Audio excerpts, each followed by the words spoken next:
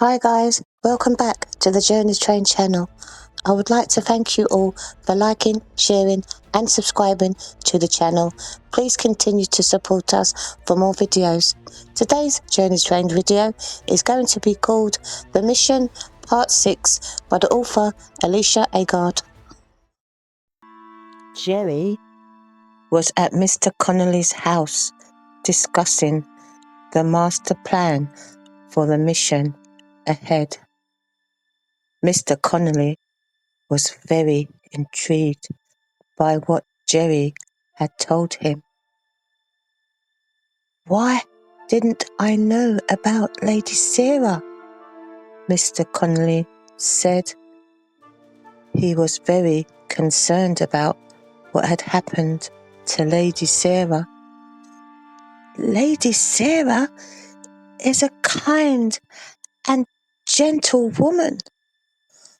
Oh dear, we must go back to the lake and see her at once," Mr. Connolly said.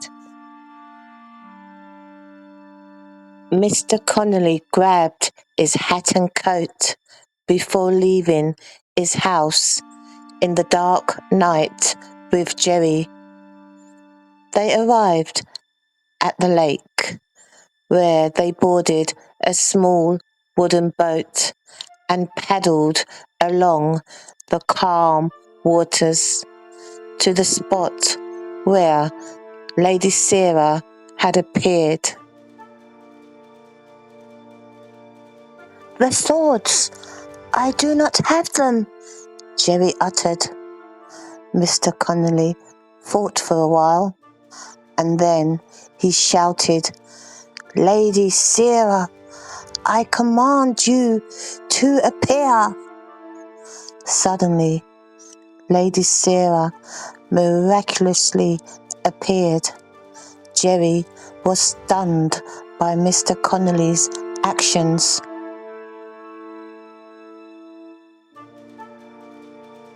"I'm so sorry to hear of your misfortunes.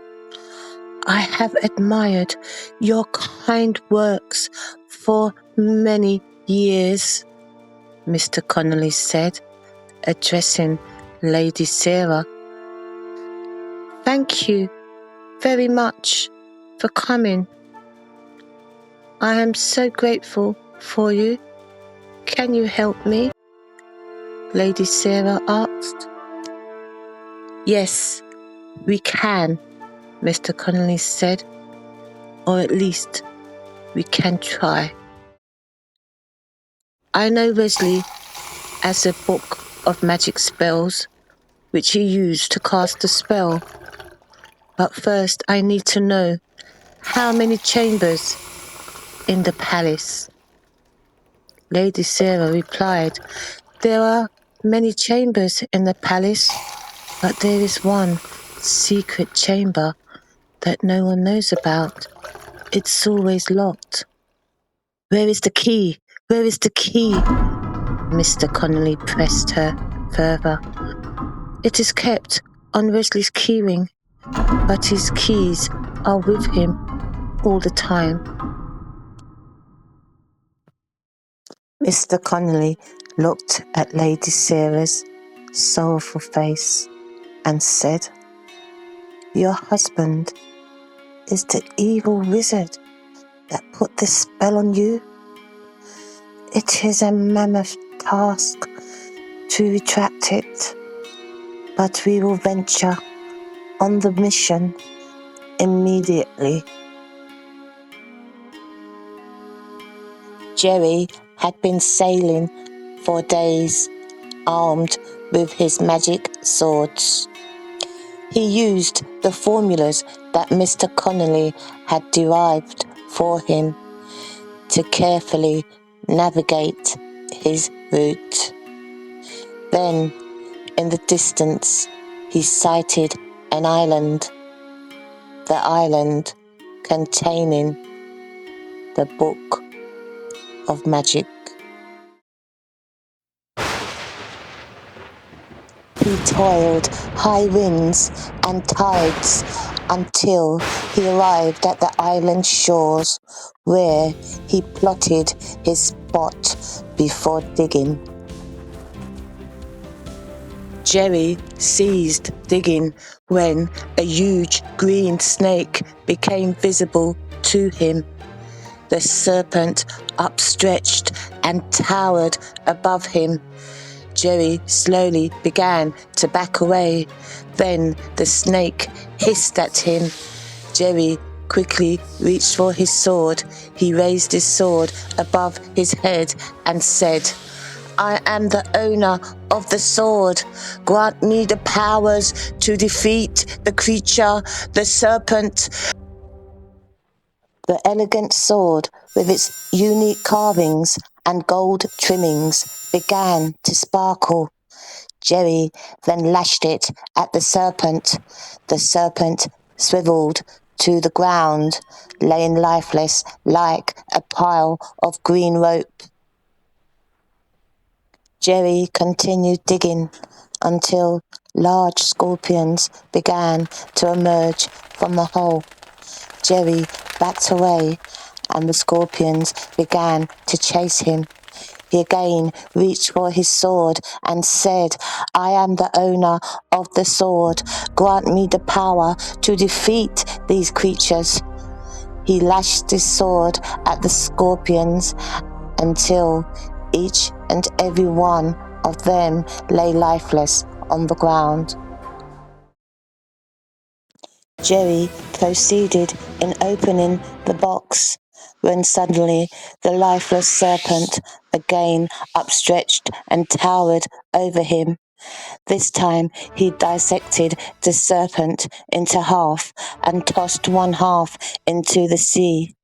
Then suddenly the sea roared and a magnetic force suddenly repelled him from the box.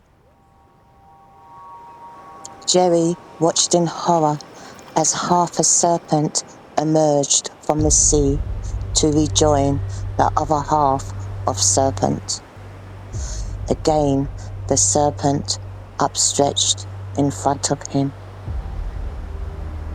This time, when Gerry reached for his sword, he commanded a box that could lock. He then dissected the snake and tossed one half of the serpent into the box and locked it. He was then able to retrieve the Book of Magic.